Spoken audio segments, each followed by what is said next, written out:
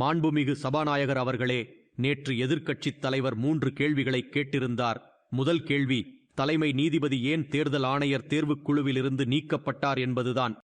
இரண்டாவது கேள்வி, தேர்தல் ஆணையத்திற்கு முழுமையான விலக்கு அளிக்கும் வகையில் டிசம்பர் 2003இல் சட்டம் ஏன் மாற்றப்பட்டது என்பதுதான். மூன்றாவது கேள்வி கூர்மையானது. 45 நாட்களில் சிசிடிவி காட்சிகளை அழிக்க வேண்டும் என்ற விதி ஏன் கொண்டுவரப்பட்டது? இது ஒரு சட்டம் அல்ல, இது தேர்தல் ஆணையத்தால் வெளியிடப்பட்ட சுற்றறிக்கை. அவர்கள் ஏன் இதை செய்கிறார்கள் என்பது எனக்கு புரிகிறது. மாண்புமிகு சபாநாயகர் அவர்களே, இவற்றில் முதல் கேள்விக்கு நான் பதிலளிக்க விரும்புகிறேன். இந்த நாட்டில் 73 ஆண்டுகளாக தேர்தல் ஆணையத்தை நியமிப்பதற்கான சட்டம் எதுவும் இல்லை. பிரதமர் நேரடியாக நியமனங்களை செய்தார். மொத்தம் இதுவரை நியமிக்கப்பட்ட அனைத்து தேர்தல் ஆணையர்களும் தலைமை தேர்தல் ஆணையர்களும் இந்த வழியில்தான் நியமிக்கப்பட்டனர். 1950 முதல் 1989 வரை தேர்தல் ஆணையம் ஒரு உறுப்பினர் அமைப்பாக இருந்தது. அதற்கான ஏற்பாடு என்ன? எந்த சட்டமும் இல்லை. பிரதமர் அந்த கோப்பை ஜனாதிபதிக்கு அனுப்புவார், ஜனாதிபதி அறிவிப்பை வெளியிடுவார். அதுதான் சிறந்த முறையா? 55 ஆண்டுகளாக பிரதமர் மட்டுமே தேர்தல் ஆணையத்தை நியமித்தார். அப்போது யாரும் எந்த கேள்வியையும் எழுப்பவில்லை.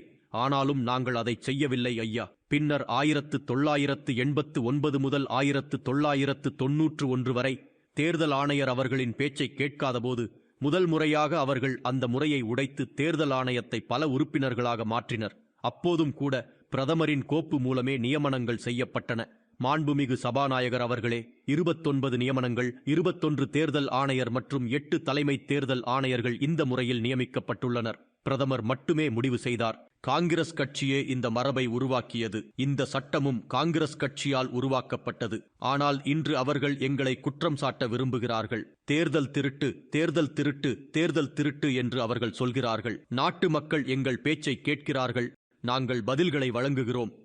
2023ஆம் ஆண்டில் அனுப்பரன்வால் எதிர் இந்திய ஒன்றிய வழக்கில் தேர்தல் ஆணையத்திற்கான நியமனங்கள் இன்னும் கொஞ்சம் வெளிப்படையாக இருக்க வேண்டும் என்று உச்சநீதிமன்றம் கூறியது. இது வெறும் பரிந்துரை மட்டுமே, அது ஒரு உத்தரவு அல்ல. எங்கள் சொலிசிட்டர் ஜெனரல் ஒப்புதல் அளித்து ஒரு சட்டத்தை இயற்றுவதற்கு நேரமெடுக்கும் என்றும் தேர்தல் ஆணையத்துடன் கலந்தாலோசிக்க வேண்டும் என்றும் கூறினார். சட்டம் இயற்றப்படும் வரை நாங்கள் ஒப்புக்கொண்டோம். இந்திய தலைமை நீதிபதி தலைமையில் பிரதமர் மற்றும் எதிர்க்கட்சித் தலைவர் உட்பட ஒரு குழு அதன் உறுப்பினராக இருக்கும் என்று நீதிமன்றம் கூறியது. எங்களுக்கு எந்த பிரச்சனையும் இல்லை, நாங்கள் ஒப்புக்கொண்டோம். 2023ஆம் ஆண்டில் சட்டம் இயற்றப்பட்டது. சட்டம் என்ன சொல்கிறது? எதிர்க்கட்சித் தலைவர், பிரதமரும் தேர்ந்தெடுத்த அமைச்சர், இந்த மூவரும் ஒன்றாக அமர்ந்து தேர்தல் ஆணையர் மற்றும் தலைமை தேர்தல் ஆணையர் யார் என்பதை தகுதியின் அடிப்படையில் தீர்மானிப்பார்கள். எங்கள் காலத்தில் செயல்முறை மிகவும் வெளிப்படையானது. அவர்களின் பங்கு 33% மட்டுமே என்று அவர்கள் கூறுகிறார்கள். குறைந்தபட்சம் அவர்களிடம் 33% உள்ளது. முன்பு எங்களுக்கு எந்த பங்கும் இல்லை. மாண்புமிகு சபாநாயகர் அவர்களே, அதை நான் பதிவு செய்யட்டும். 2012ஆம் ஆண்டில் தலைமை தேர்தல் ஆணையருக்கான நியமனக் கொள்கை செய்யப்படவிருந்தபோது அத்வானிஜி ஒரு சரியான அமைப்பை உருவாக்க வேண்டும் என்று எழுதி பரிந்துரைத்தார். ஆனால் எந்த அமைப்பையும் உருவாக்கவில்லை. அவர்கள் நேரடியாக VS சம்பத்தை தேர்தல் ஆணையராக ஆக்கினர். பின்னர் அவர்களின் நியமனங்களை பாருங்கள். அவசர நிலையில் ஷா கமிஷனால் விமர்சிக்கப்பட்ட நவீன் சாவ்லா நடுநிலை இல்லை என்று கூறி தலைமை தேர்தல் ஆணையராக நியமிக்கப்பட்டார்.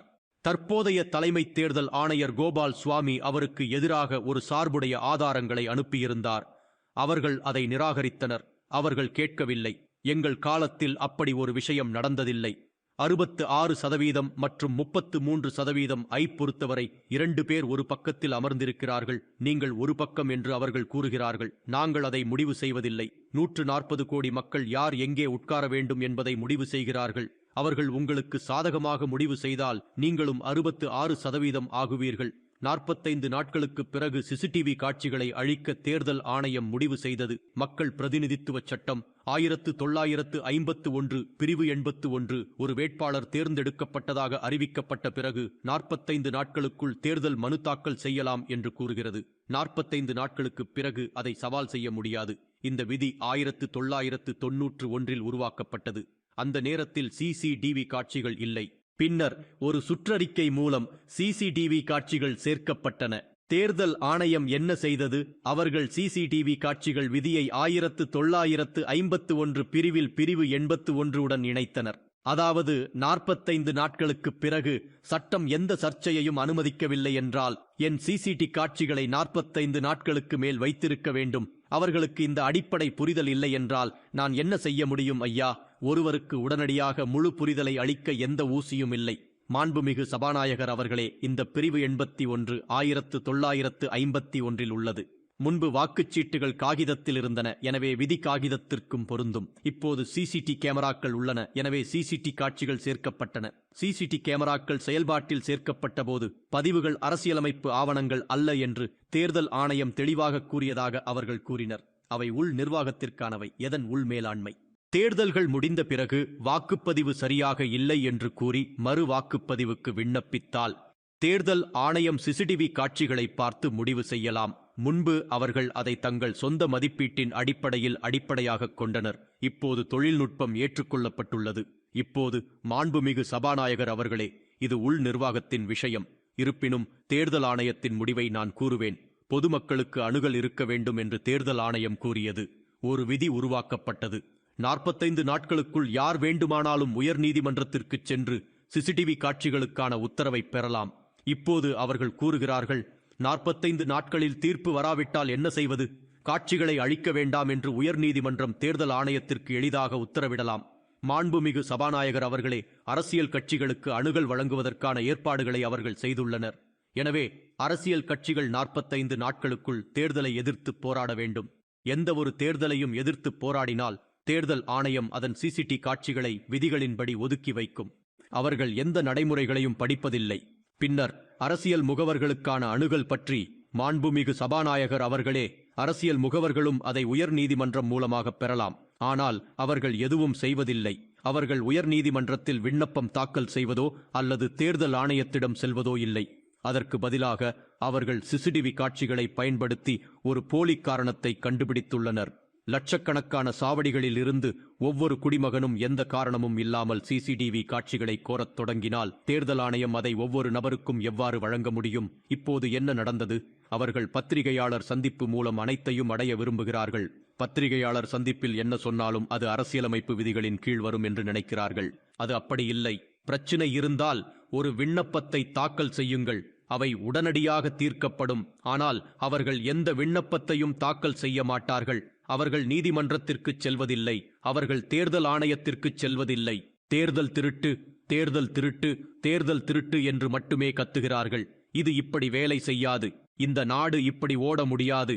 அவர்களால் ஜனநாயகத்தை களங்கப்படுத்த முடியாது. மாண்புமிகு சபாநாயகர் அவர்களே, 2003 ஆண்டு ஒரு சட்டத்தை இயற்றுவதன் மூலம் தலைமை தேர்தல் ஆணையருக்கு விலக்கு அளிக்கப்பட்டதாக அவர்கள் கூறினர். மாண்புமிகு சபாநாயகர் அவர்களே, மக்கள் பிரதிநிதித்துவ சட்டம் 1950 ஏற்கனவே இந்திய தேர்தல் ஆணையத்தின் அதிகாரிகளுக்கு விலக்கு அளித்துள்ளது.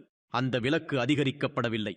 மக்கள் பிரதிநிதித்துவ சட்டம் 1950 மட்டுமே நாங்கள் மீண்டும் வலியுறுத்தினோம். மக்கள் பிரதிநிதித்துவ சட்டத்தின் பிரிவு 32 மற்றும் மக்கள் பிரதிநிதித்துவ சட்டத்தின் திருத்தப் பிரிவு 146C ஆகியவை தேர்தல் தொடர்பான நடவடிக்கைகளுக்காக தேர்தல் ஆணையத்தின் எந்த அதிகாரி மீதும் வழக்கு தொடர முடியாது என்று கூறுகின்றன.